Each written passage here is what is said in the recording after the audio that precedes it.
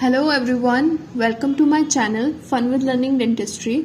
Myself Dr. Palak, and today we are going to discuss about tobacco smoking and oral cancer. So let's begin.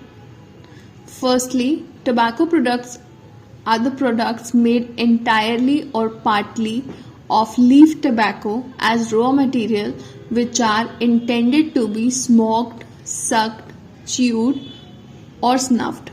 All contain the highly addictive psychoactive ingredient nicotine. Tobacco use is one of the main risk factors for a number of chronic diseases, including cancer, lung diseases, and cardiovascular diseases. Now, what are the types of tobacco?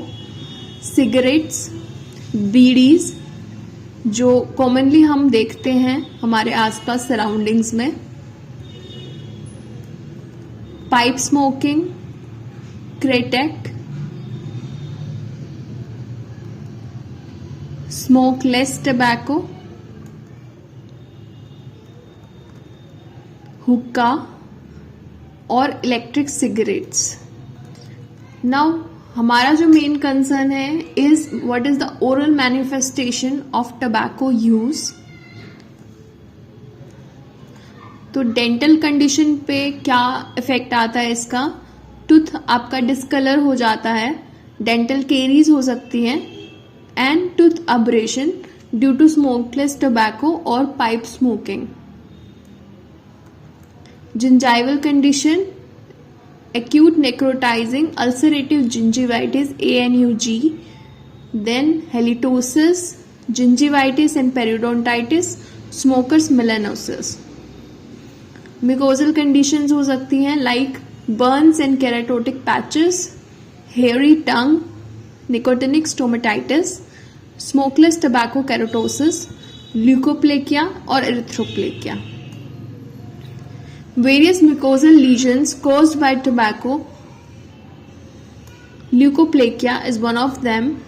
Leukoplakia can be homogeneous and can be non-homogeneous.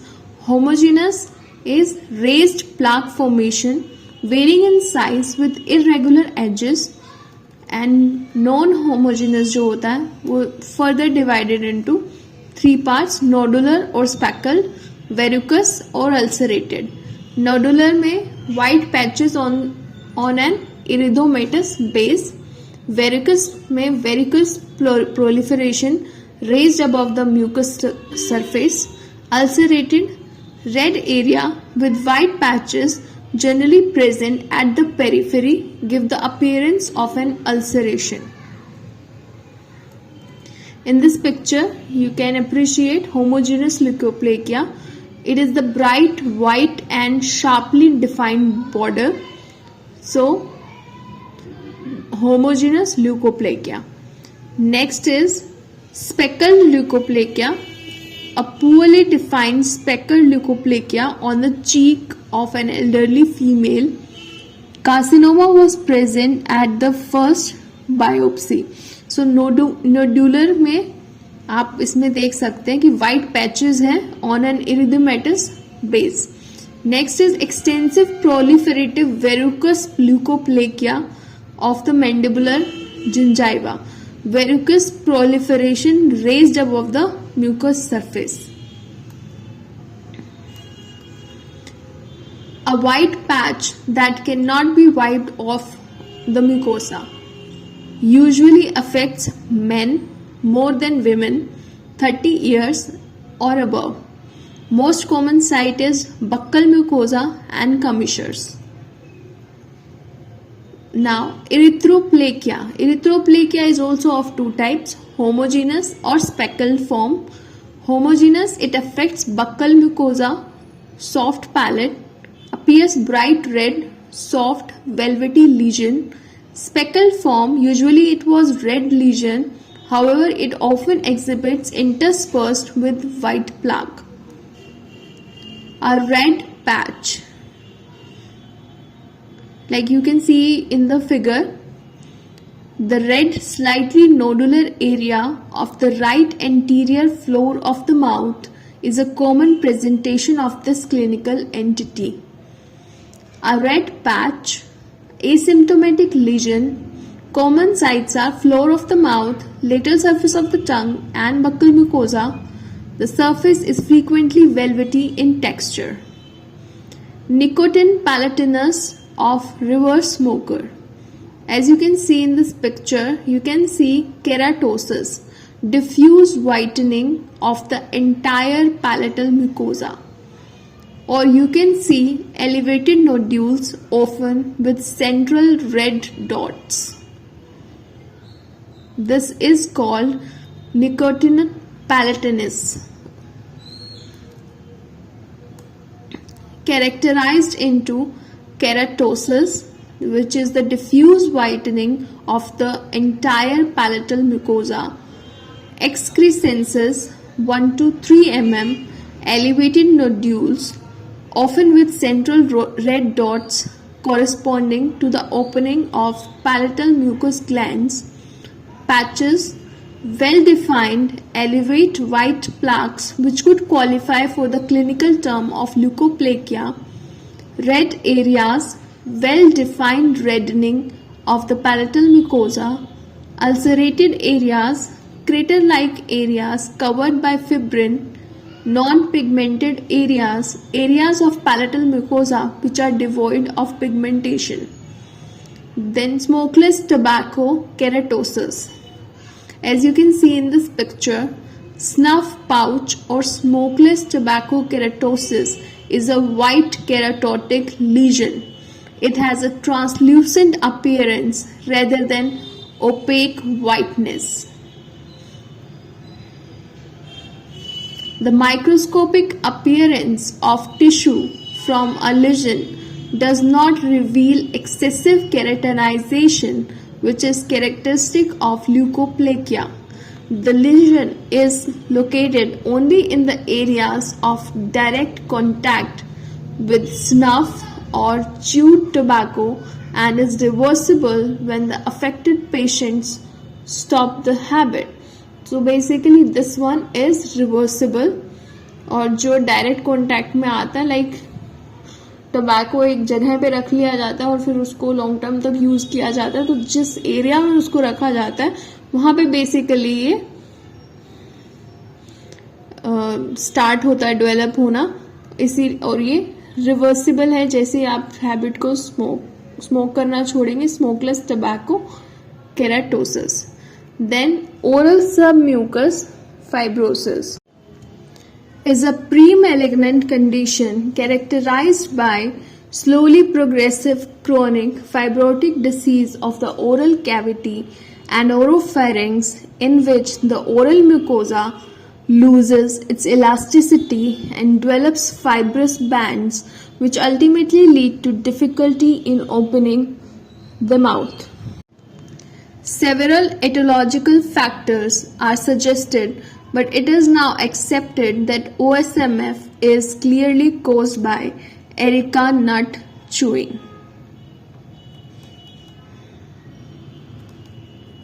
जिसको पान बोलते हैं, पान. The increased malignant potential is due to generalized epithelial atrophy. As you can see in the picture, oral submucous fibrosis, typical appearance in a relatively advanced case with pale fibrotic bands of scarring running across the palate and down the anterior pillar of the fauces. Similar fibrous bands were present in the buccal mucosa bilaterally. Now the mechanism of tobacco carcinogenesis. Tobacco consumption is correlated with accumulation of DNA damage, exposure to tobacco-related chemical carcinogens, can provide direct damaging effects on the cellular DNA in the human oral cavity. There are more than 60 carcinogens in cigarette smoke and at least 16 in unburned tobacco have been evaluated by IARC. IARC is International Agency for Research on Cancer. Example of carcinogens in tobacco smoke: strong carcinogens and weak carcinogens. Strong carcinogens is tobacco specific nitrosamines. इसके अंदर polycyclic aromatic hydrocarbons and aromatic amines. Weak carcinogens are acetaldehyde, catechol, isoprene. There are both of them present in the same cigarette only, but few are more in number and few are less in number. The total amount of carcinogens in cigarette smoke adds up to 1 to 3 mg per cigarette. PAHs, TSNAs are likely carcinogen involvement in oral cancer. PAH is polycyclic aromatic hydrocarbons and TSNAs tobacco specific nitrosamines. Now the conceptual model for understanding mechanisms of tobacco carcinogenesis. सबसे पहले you start with the smoking, the initiation, nicotine addiction, and it will lead to two things. First is receptor binding, or when you smoke the cigarette it will lead to carcinogens. Carcinogens can be excretion में आपके निकल गए, और cigarette smoking can lead to carcinogens, tumor promoters, gene promoter methylation. So firstly we start with like if carcinogens are present then metabolic detoxification से excrete हो जाएंगे, but अगर metabolic activation हो गया तो they can be DNA adducts and then repair हो जाएगा DNA, तो नॉर्मल डीएनए हो जाएगा. बट अगर डीएनए रिपेयर नहीं हुआ, परसिस्टेंस मिसकोडिंग होता रहा, तो आपका अपोप्टोसिस का चांस है, या फिर म्यूटेशंस होगा आपके आरएस में, या फिर TP53 में, या अदर जीन्स में. Then loss of normal growth control mechanism and it will lead to cancer. First one. Second है सीधा ही स्मोकिंग किया, रिसेप्टर बाइंड हो गया, then AKT PKA activation and other changes. This will lead to apoptosis decrease, angiogenesis increase, transformation increase, and loss of normal growth control mechanism, and ultimately it lead to cancer. And then if tumor promoters, and it will lead to tumor suppressor gene activation and other changes, and it will lead to enhanced carcinogenicity, ultimately loss of control of normal growth control mechanism, and it can lead to cancer. Carcinogen biomarkers provide objective measures of carcinogen uptake, metabolic activation, and detoxification in people who use or are otherwise exposed to tobacco products. Among carcinogen biomarkers, DNA adducts potentially provide the most direct link to the cancer. Protein adducts are useful alternatives to DNA adducts. Urinary metabolites are probably the most practical biomarkers and provide important information about carcinogen dose and metabolism. Important establishing carcinogen dose in people who are exposed to tobacco products and an understanding mechanism of carcinogenesis, and might ultimately be useful in predicting cancer risk. Damaged genomic DNA has been detected as DNA adducts in various tissues of cigarette smokes. These findings strongly suggested a causal role of tobacco use in oral carcinogenesis. However, continued intraoral placement of smokeless tobacco failed to evoke malignant conversion of oral mucosal cells of animals in vivo, indicating that tobacco use alone may not suffice development of oral cancer. Hence, the environmental factors including alcohol consumption, nutritional deficiencies, and DNA tumor viruses have also been implicated in carcinogenesis.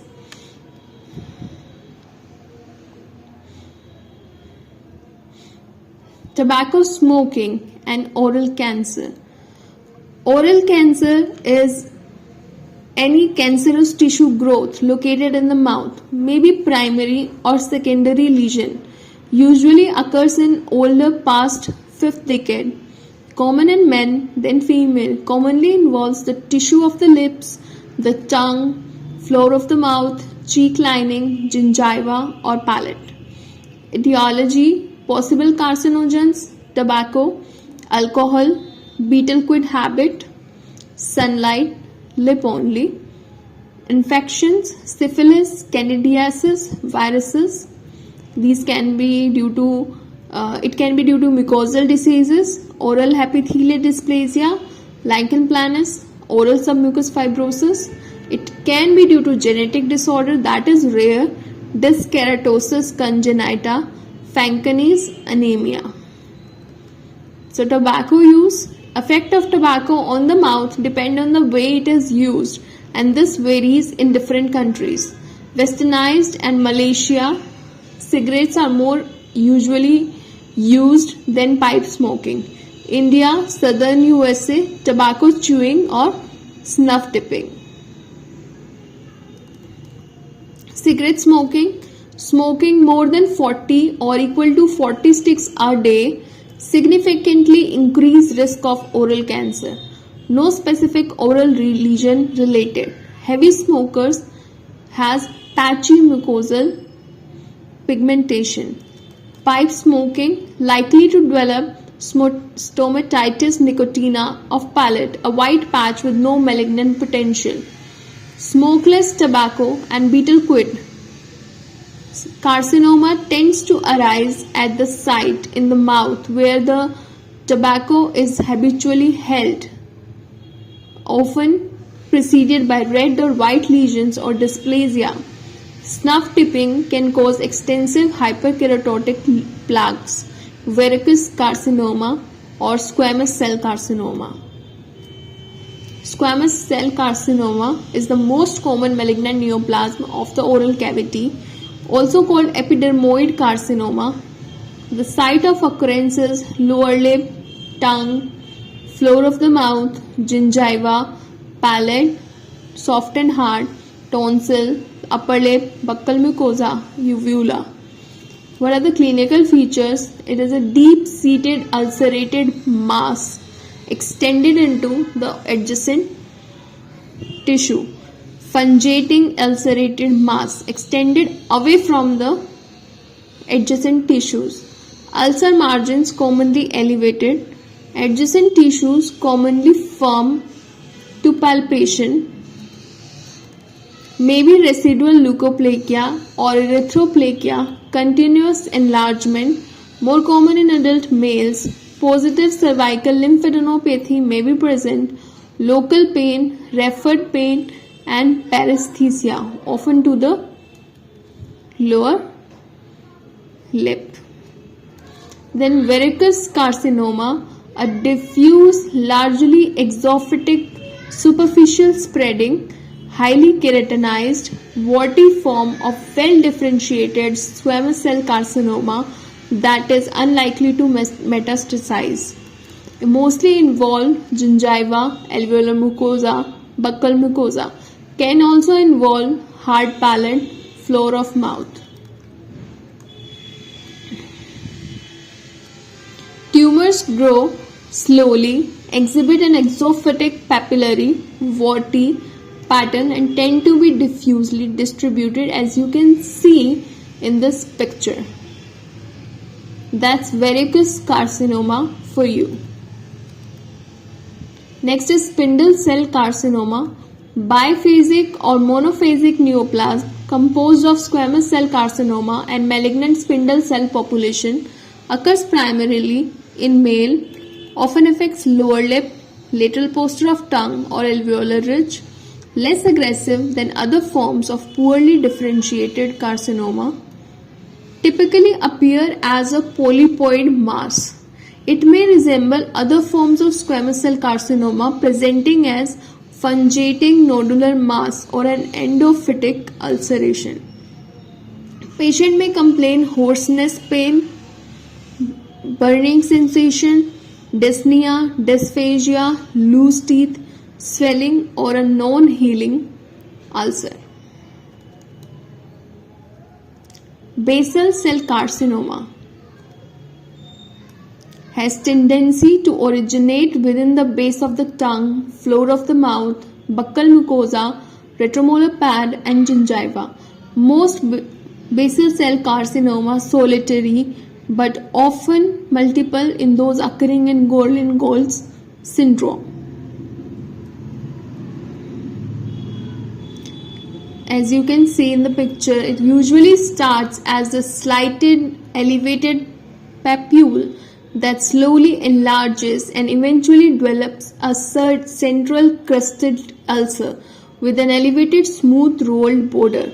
If untreated, the tumor enlarges and invades adjacent tissues and structures by direct extension, but rarely metastasize.